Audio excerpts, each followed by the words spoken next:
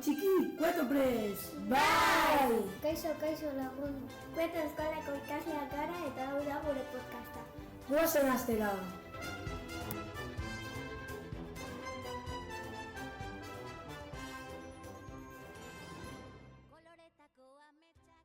Kaixo, egunon eta ongi etorri astero bezala gure bidai programera, kueto bidaietara.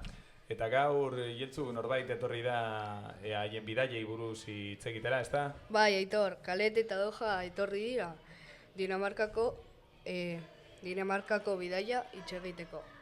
Vale, oso ondo. Dinamarkako bidaia 6 hiritan egon zarete. Egon gara Kopenhagen eta Biunden.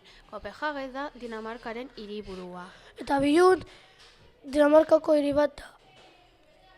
Vale. Zer desberdintasuna dago Biund eta Kopenhagen? Kopenhagen jende asko daude, eta berua altua da, baina Biund jende gutxiago eta turismo asko zegoen. Vale. Zein izan zen zuen lekurik gustokoena? Gure leku gustokoena Lego House museoa izan da. Oso polita da eta. Eta zein izan zen zuen janari tipiko gustokoena? Gure janari tipiko gustokoena Porseburg ditzen da. Txakur berua bezala baina gofrekin eginda. Sego oso. Nolako temperatura zegoen egon zineten lekuetan? Odan joan ginen, eta kirikoro zegoen. Kopenhagen beroa zen, baina Biunden hobetoago zegoen.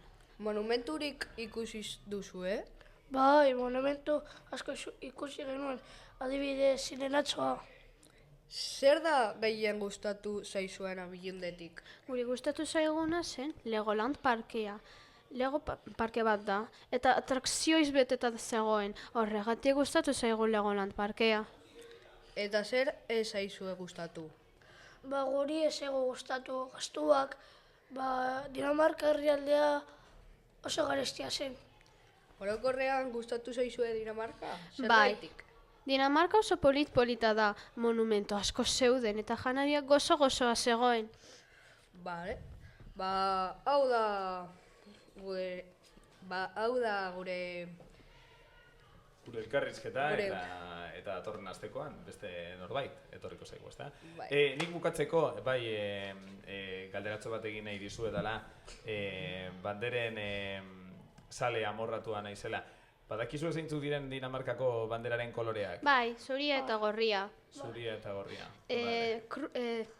Dinamarkaren bandera dago Kruz bezala bat kruz da. bat dago. Gurutzea, bale. Gurutza bat, eta baina handiagoa da. Zuria da, eta kanpokoa gorria da. Bale. Oso ondo. Bale, eskerrik asko etortzeagatik eta hurrengora arte, bale? Hurrengora arte. Agur.